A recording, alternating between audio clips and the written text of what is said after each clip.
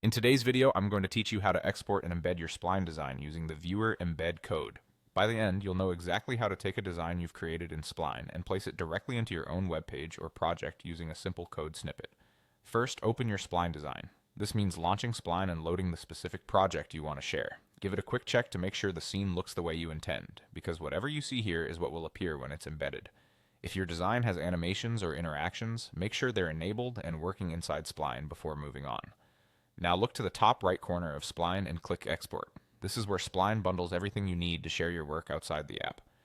Export might include a few options, but we're focused on getting an embeddable version that you can drop into your code. In the export options, click Viewer. The Viewer is Spline's hosted player that renders your 3D scene online. It's a great choice when you want a quick, reliable way to share your work without setting up hosting or complex builds. Selecting Viewer will generate an embed-ready snippet that references your scene. Next, copy the embed code. This is typically an iframe snippet that points to your design on Spline's servers. Think of it as a small window that displays your scene wherever you paste it.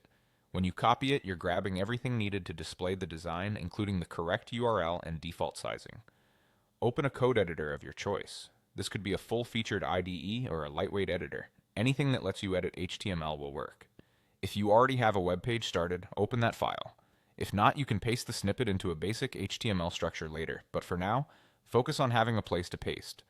Paste the code into your file where you want the spline scene to appear. Most of the time, that's inside the body of your HTML. After pasting, you can adjust attributes like width, height, or style if you want to fit it into your layout. Just be careful not to change the source URL in the snippet. And that's it. Done.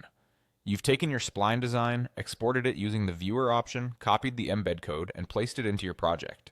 From here, you can continue designing around it, knowing your 3D scene is ready to display wherever your code runs.